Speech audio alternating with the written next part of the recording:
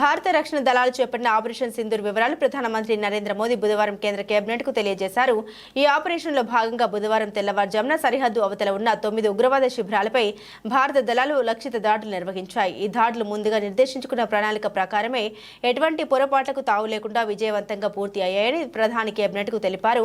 April 22న పహల్గాంలో 26 మంది పౌరుల మృతికి కారణమైన ఉగ్రదాడికి ప్రతిస్పందనగా ఈ సైనిక చర్య చేపట్టినట్లు ప్రధాని వివరించారు. భారత త్రివిధ దళాలు ఆర్మీ, నేవీ, ఎయిర్ ఫోర్స్ అత్యంత సమన్వయంతో ఈ ఆపరేషన్ను నిర్వహించాయని, సాయుధ బలగాల వృత్తి నైపుణ్యం, దేశ భద్రత పట్ల వారి నిబద్ధత ప్రశంసనీయమని మోదీ కొనియాడినట్లు విశ్వసనీయ వర్గాలు తెలిపాయి. ఉగ్రవాదంపై పోరులో ప్రధాని నాయకత్వానికి సైన్యానికి కేబినెట్ మంత్రులు ఏకగ్రీవంగా మద్దతు పలికారు. ఆపరేషన్ సింధూర్ అనే సాంకేతిక నామంతో జరిగిన ఈ దాడులను ప్రధాని మోదీ స్వయంగా పర్యవేక్షించారు. పహల్గాం దాడిలో భర్తలను కోల్పోయిన మహిళలకు నివాళిగా ఈ ఆపరేషన్కు ఆ పేరు పెట్టినట్లు తెలిసింది.